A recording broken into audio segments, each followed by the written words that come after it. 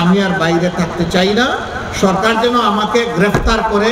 ৭১-এ মানবতা বিরোধী অপরাধে দণ্ডিত হয়ে জামায়াতে ইসলামীর ৫ শীর্ষ নেতার মৃত্যুদণ্ড কার্যকর করা হয়েছে। বিচার চলাকালে ও রায় ঘোষণার পর কারাগারে মারা গেছেন আরও ৫ জন। দলটির দণ্ডিত নেতাদের মধ্যে একমাত্র জীবিত দলের সহকারী secretary general ATM Azharul Islam. বেশ কিছুদিন ধরেই আজহারের মুক্তির দাবিতে সরব হয়েছে দলটি।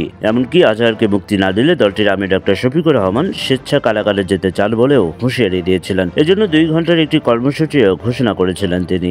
এ নিয়ে জামাত আমির এক ফেসবুক স্ট্যাটাসে বলেছিলেন, এটিএম আজহারকে মুক্তি না দিলে তিনিও কারাগারে যেতে চান। স্বেচ্ছায় গ্রেপ্তার হতে ২৫ ফেব্রুয়ারি আদালত প্রাঙ্গণে যাবেন তিনি। এরপরে তিনি জনসভায় দেওয়া বক্তৃতায় বলেছেন, এটিএম আজহারকে কারাগারে রেখে মুক্ত থাকতে চান না তিনি। জামাতের কর্মী সমর্থকরাও কারাগারে যেতে প্রস্তুত। ২৫ ফেব্রুয়ারি দুপুর ২টা থেকে আজহারুল ইসলামের মুক্তির দাবিতে নিজের স্বেচ্ছায় গ্রেপ্তার হওয়ার কর্মসূচি ছিল জামাত আমিরের। প্রধান উপদেষ্টার কার্যালয়ের সামনে গণ অবস্থানের কর্মসূচি দিয়েছিল দলটি।